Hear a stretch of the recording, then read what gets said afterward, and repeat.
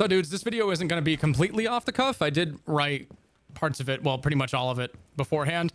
This is more like a narrated write-up because sometimes I like to do things from a script, but I don't necessarily have a crap ton of time to edit, especially right now. I'm kind of recording all this like, you know, the night before. I guess I have a big enough following where I can just upload this kind of video and get away with it. So, but whatever, right? I've been uploading a lot of these shorts that give Siege tips, and they've been doing pretty well. I've been working with a strategist and a guy who I guess I described like my Agent 2 guys. Ever since I moved out to San Antonio, we've been collaborating on a lot of stuff. Greg, why are you wearing a Hawaiian shirt? That's a great question. Well, I live in South Texas, and it is currently 100 degrees Fahrenheit. It's tough to take care of your skin in extreme weather conditions. When it's too cold, it dries out. When it's too hot, you sweat a lot, and that has its own list of issues. Here at the Gregor Gaming Experience, we are partnering with Geology to upgrade your skincare routine.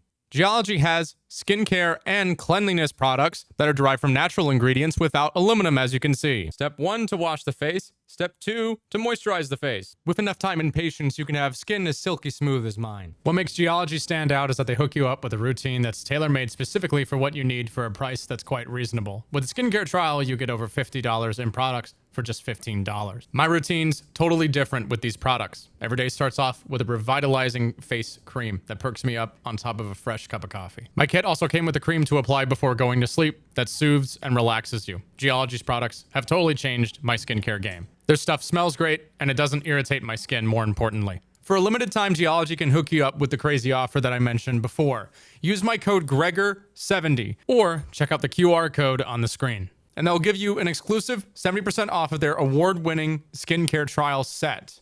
You can also save on the add-ons that you want to add to your collection.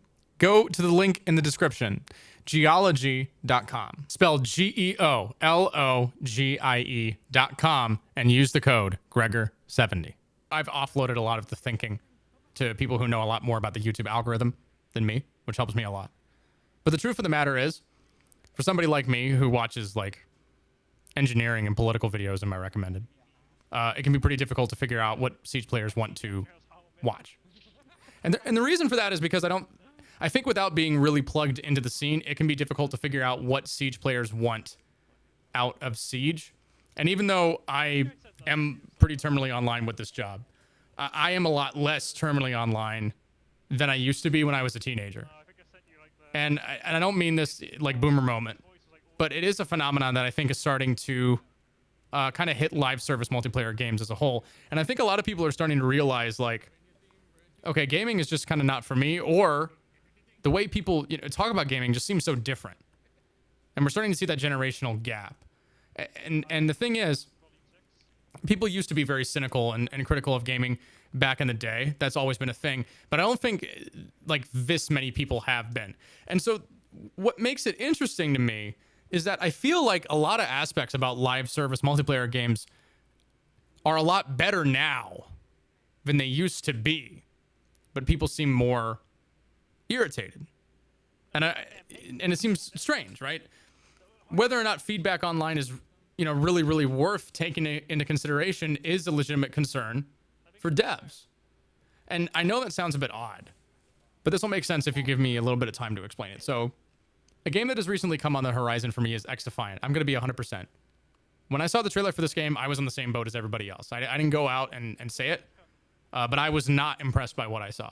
But before I went online to talk smack, I said, okay, I'm not going to be that nerd on the internet who just wants to flap their trap, right? I'm going to wait until I play it, and then I'm going to give my opinion afterward, which is something that I try to do. I don't always do a good job of it, but I try to do a lot of the time.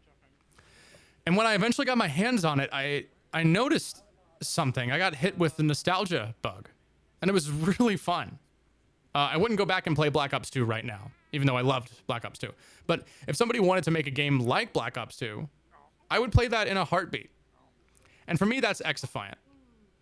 So it's FPS comfort food, right? It's twitchy. It has fun shooting mechanics with a little bit of style thrown in, some gadget stuff, whatever.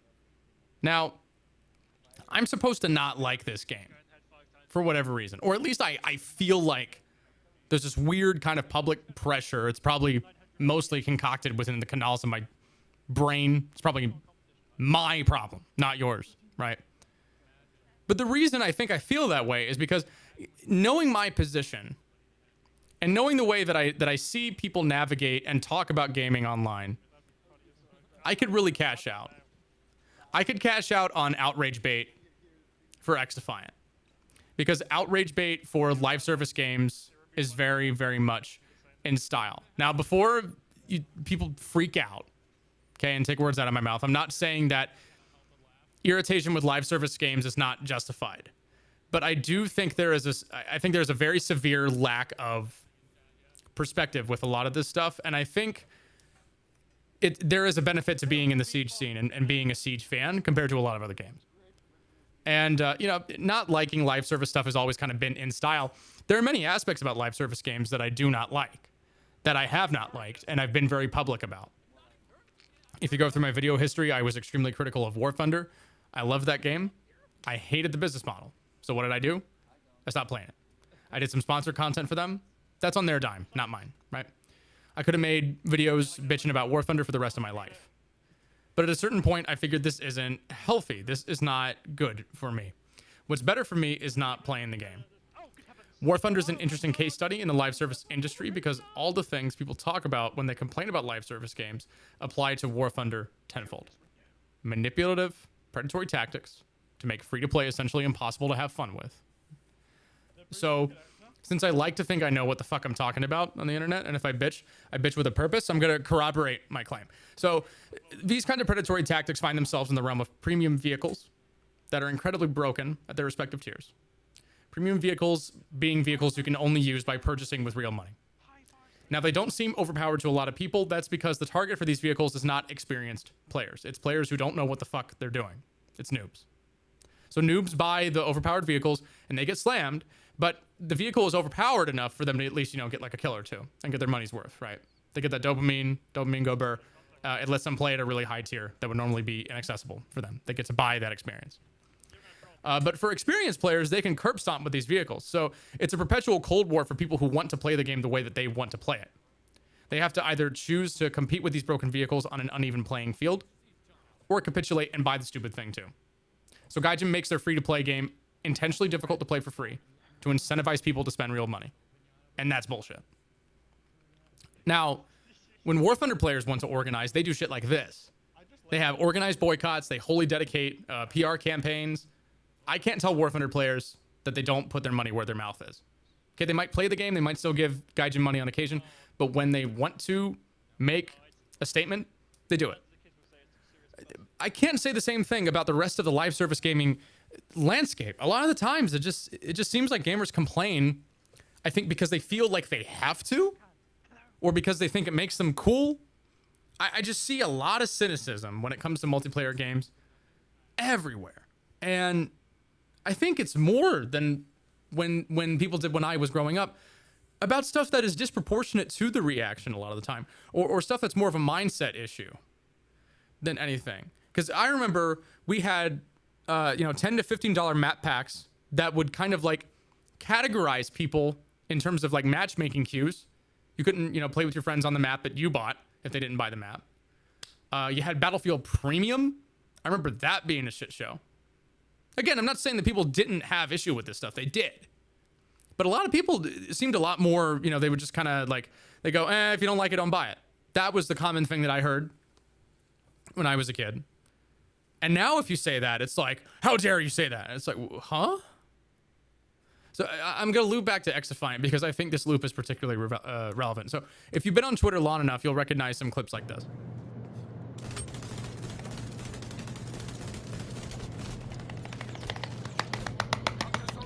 Fuck this. Fuck that shit. I think I about fucking had it with this game. I'm about ready to call it a wrap with this whole motherfucking game's existence.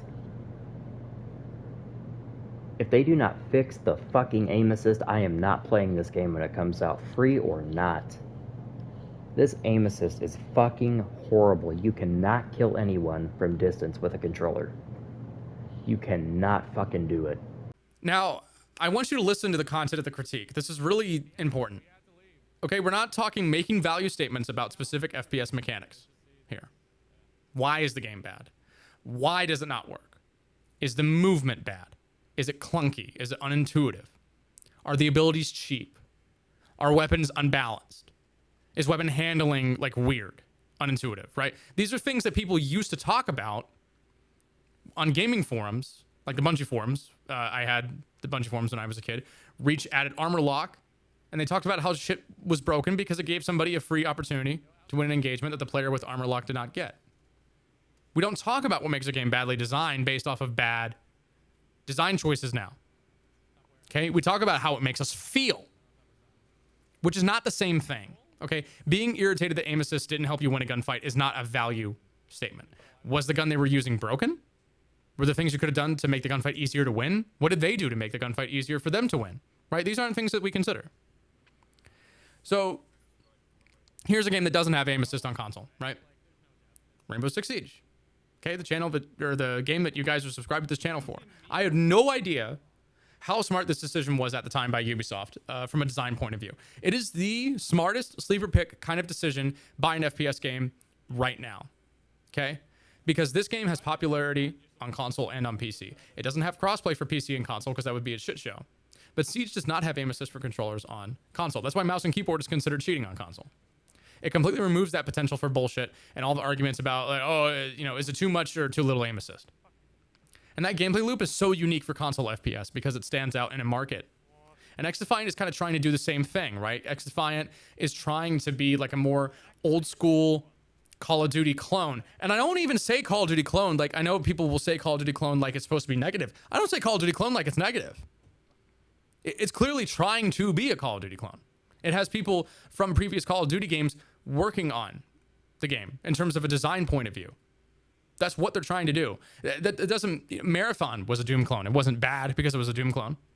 The Jedi Knight games, those were Doom clones, or the Dark Forces games, I should say. Those were Doom clones. They weren't bad because they were Doom clones, right? Valorant is a CS clone-ish, right? Just because something is a clone doesn't mean it's a bad game. That's the cool part about a free market, right? Is that you can say, oh, the market's too consolidated, we can't do anything. Well, if the market does get too consolidated, sometimes you can make a really simple, easy play to get into it by just making a product that you give a fuck about. You can make a product that brings something different to the table, and then there'll be all this schlock, all this basic, boring schlock. And then as soon as somebody just does something that's interesting and fun, then it'll stand out. And that's kind of what Siege did back in 2015, and everyone just kind of forgot. And I think everyone just kind of has overlooked. This game has destruction. It has site setup, cameras, droning, gadgetry. It has so many cool moving parts. And it's not going to be CSGO. It's not. And it shouldn't be CSGO. It shouldn't try to be CSGO because, you know what it should try to be? It should try to be Siege. If you bring up the aim assist thing on the internet, you're going to put a huge target on your back. And I mean, people will get pissed. They'll get mad. Right? Real mad. When you bring up aim assist for a lot of these other games. Oh, we need aim assist, which is, something every logical person agrees with. But that's not the argument, right? It doesn't matter. This guy quote tweeted the clip with a great comment. I remember when people wanted to be good at video games. And that's such a beautiful statement because the same thing with Siege. For a lot of people, if you bring up Pro League, it's like evil. Like Pro League is ruining the game. It's this, it's that. And I thought that for a really long time, I thought this was, oh my gosh, this is every Siege player. And it's not. It's not, because I was spending too much time reading comment sections and inundating my brain with all this cynical, negative crap. And it was warping my perspective for a really long time. And what is going to make Siege work moving forward here is its unique, its unique mechanical nature, is its unique design, is operators with unique gameplay loops that interface with the game in interesting ways, that collaborate off of each other in interesting ways. And the reality of the situation is there are so many things that Ubisoft can do, and it's not going to please everyone. And especially it's not going to please people who just don't really have, a lot of experience with the game and have a certain level of like pattern recognition. But the thing is, just getting mad on the internet is not feedback, right? That's not useful. Okay, not all feedback is created unique. And that's something that the internet does not understand. That's something that terminally online people do not understand. They think that, oh, if I just say something, then that, you know, that's like I'm testifying before the Supreme Court. It's like, no, dude, like we're talking about a video game. We're talking about video game balancing. Okay? Like Pro League is not destroying the game. Pro League is not evil. They're not like, it's not a secret cabal in an underground lair. Esports isn't even the primary focus for the game's marketing right now. Now, it does get marketing focus for the content releases, but when you talk about Siege, like when you Google Rainbow Six Siege, you don't see Pro League, right? You see guys in Kevlar breaching and clearing. You see somebody, you know, with like a little gizmo, little thing that blows something up or something, right? You don't see esports stuff. If you type Counter-Strike in the Google images, chances are you're probably going to see a clip from a famous like esports tournament or like a still from a tournament, right? Gameplay footage that was taken out of that kind of context. You might see that. CS is more like a sport than a game, and this is something that one of my strategy guy told me that I think really makes a very, very good point when we're comparing this stuff. Siege is a game. CS:GO is a sport. And, you know, if Siege is going to thrive, we need to look at it like a game, and we need to make sure that there is a balance kind of kept between these two audiences.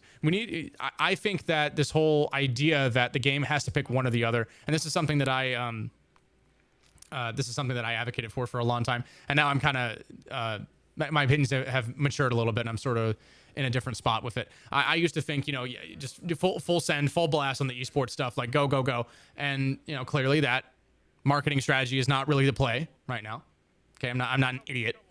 Right? We've lost a lot of organizations, really, really big organizations, TSM, Astralis, to name a few.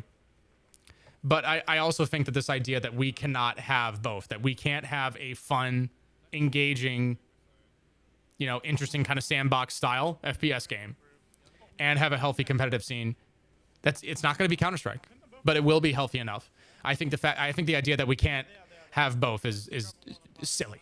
I think that's ridiculous. Okay, because there are games that have done it in the past. Halo is a great example of that. And so what Siege really needs to do is just lean into the fun stuff. Siege needs to lean into what makes it stand out from the crowd. The destruction, the gadgetry, all of this. And if it does that, it'll be fine. It's not going to die. It's not going to die out. Okay, it's ridiculous to say without any solid competition that this would happen. Okay, it's noise. It's noise on the internet. All this crap about the art style shift, the Pro League. It's noise. It's just talk, blah, blah, blah, blah, blah. Doesn't mean anything. It's just people on the internet. And people on the internet do not have as much pull as they think they do. And I think a lot of you guys in my audience realize that because you've been probably, if you're watching this kind of like off the cuff, kind of just me talking blah, blah, blah kind of video, you're interested in what I have to say. And you know that I don't bullshit, right? I'm very upfront and I speak from the heart, right? I wear my heart on my sleeve, you know. If I get irritated, you'll see it. If I'm excited about something, you'll see it. And I'm not in a negative point about Siege. I'm not gonna sit around and spend all day talking about, well, this balance change, you know, is Siege dying? Question mark. You know, is soy point. Right? I'm not doing that because there's no point in doing it because it's not accurate. It's not an accurate assessment of what's going on. And if I spent all that time doing that, then I would just not like my job. I would just not like my hobby either. And there are a lot of things that people talk about in terms of live service games, in terms of microtransactions, in terms of practices by these big companies. Everyone wants to be like in the worst possible live service game space possible. Everybody wants to. It's this weird like bragging right of being in a community that happens to have a crappy dev like Destiny 2 or Overwatch 2 or whatever have you. And Destiny 2 and Overwatch 2 players have a lot of valid concerns and a lot of valid points to say. But at the end of the day, like I still see them, like they're still playing the game. They're still buying stuff. That's the part that I don't get. The part that I don't get is I see people get mad about the business model, and then they contribute to the business model. And so as soon as you're doing that, like, I just don't give a crap what you're saying. I don't care. Right? You're just talking, talk. That's all you're doing when you behave that way. Okay? Because the only thing that matters in these kinds of spaces, and I'm looking at you, Reddit, right? All these guys that claimed that they were going to boycott and protest against Reddit, and then folded immediately as soon as the CEO was like, well, I'll take away your mod powers. And then you had so many of these communities go like, JK. All these guys, these internet warriors that have nothing going on in their life, right? So they have to like try to make a terminally online sort of like, I'm fighting against the system kind of like headcanon in their mind. And then they're like, we're going to have a set amount of time on the boycott. Huh? What are you talking about? Do you understand how that works? Do you understand how any of this stuff works? Okay? If you're really advocating for something, right? If you give a fuck about it, then you don't care about what the other person says. You have a list of demands, and you're not going to budge until you have those demands met. And so that should put some things into perspective for a lot of you, I think, because you should only be willing to make that claim and double down on that sort of thing unless if it's something that you really give a fuck about. It has to be something that you really give a shit about. Okay, not just like, it has to be bigger than just, this is something about this video game I don't like. Because at a certain point, it has to come down to, okay, like maybe this stuff just isn't for me. Maybe, this game isn't for me. Maybe games aren't for me. Because that's the level of complaining that I see sometimes. I see people that every single time something comes out, it's like, oh, well, this is going to tank because why? Oh, because it's Bungie. Well, this is going to tank because it's Ubisoft. Well, this is going to tank because it's EA. And I'm like, what are you talking about? That's not a good enough assessment. It's not a good enough claim. Like it could go one way or the other. Oh, it's going to tank because of Bethesda. Are you serious? What are you talking about? You're talking about the guys who made the Elder Scrolls games. You're talking about a guy, Todd Howard, who is bigger than just gaming, right? His brand and his reach extends to what conversations that we're having in the tech industry in terms of creating virtual worlds. Right? Gaming is as something bigger than an entertainment, but as a simulative experience. Okay, that's deep philosophical shit. Oh, it's gonna tank because it's Bethesda. What? Because it's Bethesda? Motherfucker, it could be one of the best games ever made because it's Bethesda. What are you talking about? Yes, it could tank. It could be really good too. Any of these possibilities are on the table. We're not just gonna go around claiming. Everybody wants to predict shit. Everybody wants to have a claim, and they want to be right when the claim happens. Everybody wants to make a claim that has no possible way of being verified in the moment. There's too many fucking variables to make a claim about something or a prediction about something. But as long as they accidentally end up being right, they can be like, I told you, I saw that shit. And it's like it's not about like a sports match. It's about whether or not a video game will be the worst game ever made or the best game ever made. It's not even stuff that you can kind of predict. It's just stuff that you can't predict at all. Like it's really weird. It's really weird how people talk about gaming in 2023. And I'm sorry, maybe I'm just this is just old man yells at cloud, and I'm starting to kind of realize a lot of this. I'm a different person now than I was when I was 18. 21 even. But holy crap, like I'm not gonna sit around and spend all day bitching and moaning about Siege, because that's gonna make me miserable, and it's gonna make you miserable, right? Watching me be miserable. So what the hell? What am I doing at that point then, right? Like if Siege explodes tomorrow, like if we go to war with Canada, I got my eye on you, Canada. I'm just kidding. You guys are too nice. You wouldn't do anything like that. Well, it's aliens invade, right? Aliens invade, and then Ubisoft explodes, and then Siege is no more, right? Then I lose my job. Okay, we probably lose all our jobs if aliens invaded, but you get my point, right? Bar a cataclysmic event, right? I think I'll be fine. I think Siege will be fine, and I think people need to chill out, right? And find a hobby. right? Or, you know, make the game a hobby, right? If you're going to invest that much time in it, you have to kind of ascertain your relationship with it. If you are looking at other people who are treating the game like a hobby and you're like, I can't believe they're treating it like a hobby. This isn't work. This is a game. Well, it is a game. You're just getting your ass kicked and you're mad about it. That's not like, I'm not going to go to a hobby shop, you know, where people are playing 40K and be like, why are you guys good? Right? That's stupid. That's like, why do you have good positioning with your tabletop units? Why, dude?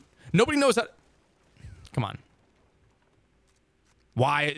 If this game doesn't have aim assist, it's gonna fail. This game's gonna fail because it doesn't have aim assist. Come on.